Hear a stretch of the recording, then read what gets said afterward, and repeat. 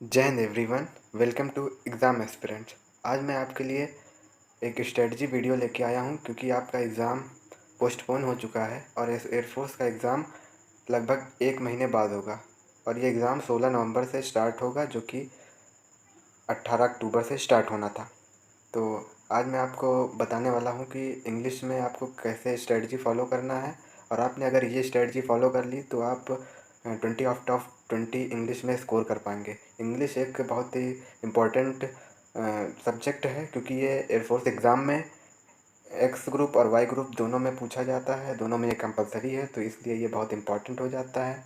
और इंग्लिश एक high scoring subject है जिससे आप थोड़ी भी प्रैक्टिस करके अगर एग्ज़ाम में जाएंगे तो आप देखेंगे कि आप एक अच्छा स्कोर बना पाएंगे और इंग्लिश से ही फाइनल सिलेक्शन बहुत आसानी से हो पाता है। तो चलिए मैं आपको बता दूं इससे पहले कि मैं भी एयरफोर्स का एग्ज़ाम दे चुका हूं जो कि 2024 में हुआ था और मैं लास्ट में आपको उसका स्कोर कार्ड भी दिखाऊंगा कि मेरे कितने मार्क्स आए थे। तो चलिए शुरू करते हैं।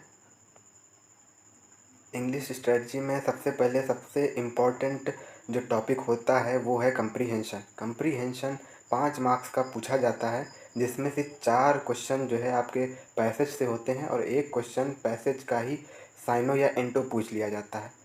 इसको आपको कंप्लीट करने के लिए सबसे पहले आपकी रीडिंग स्किल काफ़ी अच्छी होनी चाहिए क्योंकि अगर आपकी रीडिंग एबिलिटी अच्छी नहीं है तो आप इसमें 5 में से 2 ही 3 क्वेश्चन कर पाएंगे। और इसको अच्छा करने के लिए आपको रोज़ प्रैक्टिस करना पड़ेगा कि आपको 2 से 3 पैसेज रोज़ लगाने पड़ेंगे। अगर आपने ये काम लगातार 10-12 दिन भी कर लिया तो आप इसका रिज़ल्ट खुद देखेंगे। और इसके बाद जो है मेरा दूसरा सबसे इम्पोर्टेंट टॉपिक जो है स्पेलिंग एरर। स्पेलिंग एरर कभी रॉन्ग स्पेलिंग पूछ लेता है, कभी करेक्ट स्पेलिंग पूछ लेता है। तो स्पेलिंग में सबसे ज़्यादा जब आप साइनो एंटो और ये जब रीडिंग करेंगे तो उससे बहुत फ़ायदा मिलता है। उसी से जो है क्वेश्चन जो है उसी से जो है वर्ड आपको मिलेंगे। जैसे कि एक वर्ड है वैक्यूम। वैक्यूम की स्पेलिंग VACWM होती है। ये बहुत बार जो है एयरफोर्स के एग्ज़ाम में पूछी जा चुकी है। और इसी तरह के जो जैसे 12th की स्पेलिंग एक बार पूछी गई थी। तो इस तरह की जो है स्पेलिंग्स हैं जो हर बार जो है एयरफोर्स एग्ज़ाम में पूछी जाती हैं। दूसरा टॉपिक है हमारा पैरा जंबल, जिसे आप PQRS के नाम से भी जानते हैं।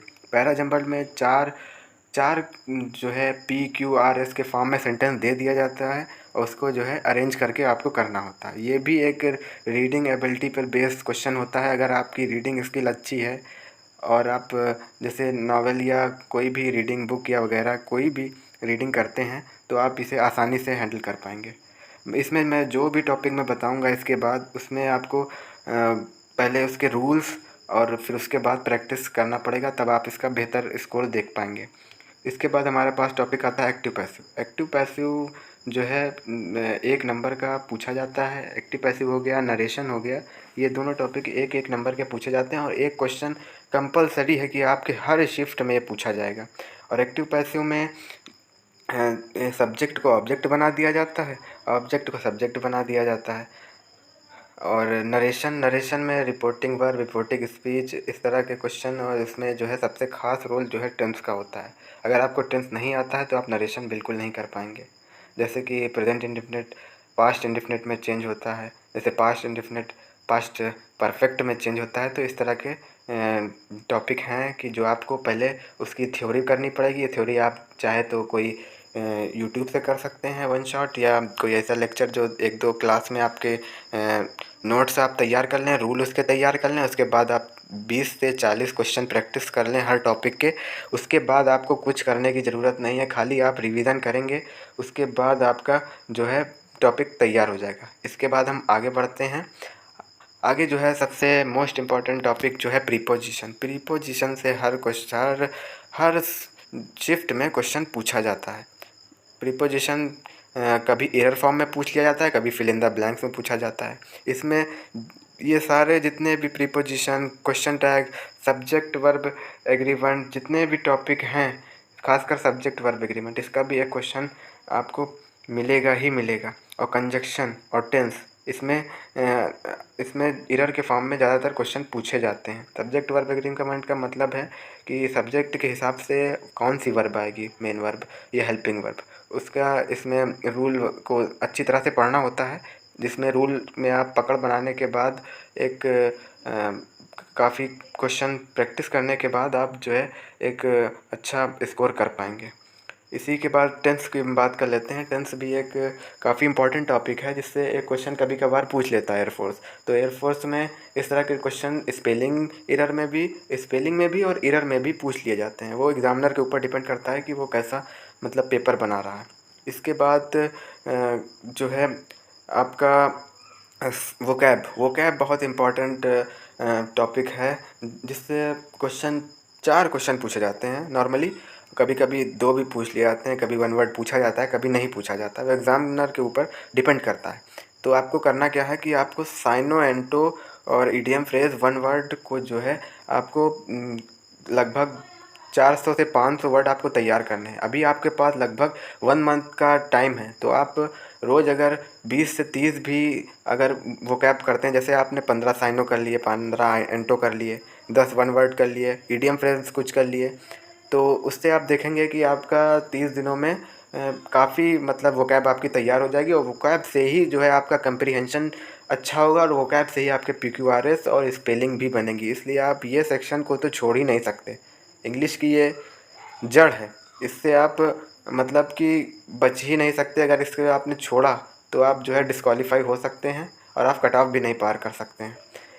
इसके बाद जो है जो रिमेनिंग टॉपिक हमने जो लिए हुए हैं, उसमें कंडीशनल सेंटेंस से कभी कभी क्वेश्चन आ जाते हैं, कभी नाउन से, कभी प्रोनाउन से। इसमें सारे टॉपिक में जो बता रहा हूँ अब, उसमें आपको पहले थ्योरी कंप्लीट करनी है, उसके रूल्स पढ़ने हैं, नोट्स बनानी है, क्योंकि आपको जब आपका एग्ज़ाम होने वाला रहेगा तो आपके लिए नोट्स बहुत ज़रूरी होगा रिवीजन करने के लिए। नहीं आप एक टॉपिक पढ़ेंगे और उससे पहले वाले का रूल्स भूल जाएंगे।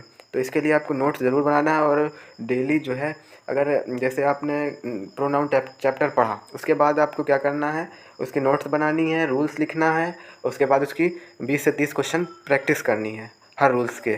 और उसके बाद जो है आप जैसे भी दूसरे टॉपिक पे मूव ऑन करेंगे, तो उससे पहले जो आपने जो पढ़ा है, जैसे आपने प्रोनाउन पढ़ा था, तो उसकी जो है रूल्स जो है एक बार देख लेंगे, बस एक बार देख लेंगे, वो आपके दिमाग में आ जाएगा। और इस प्रकार जो है आपका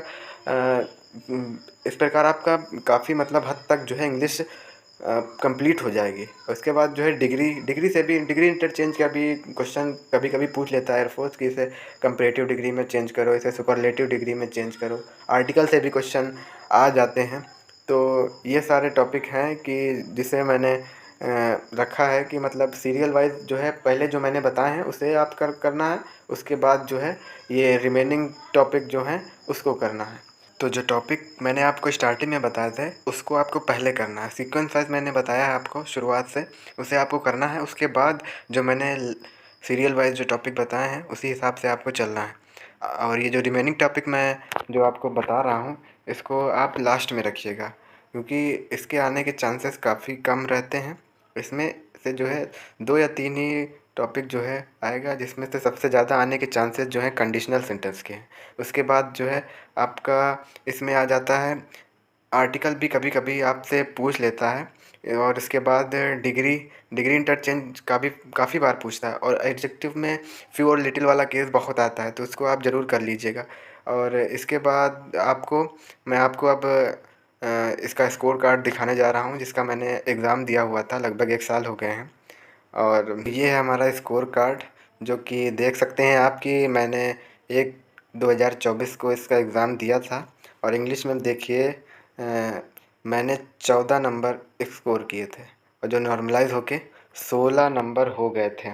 और इसमें जो है मैंने 14 नंबर स्कोर किया, 16 हो गए। और रागा में मैंने काफ़ी अच्छा स्कोर किया था, जिसकी वजह से मैं इस कट ऑफ को पार कर गया था। मैं आपको बता दूं कि दोस्तों कि मैंने इसमें काफ़ी लगभग 1.5 से 2 ही महीने मुझे मिले थे पढ़ाई करने के लिए, क्योंकि मैं बिज़ी था उस टाइम। तो इसलिए मेरे नंबर इंग्लिश में थोड़ा कम थे।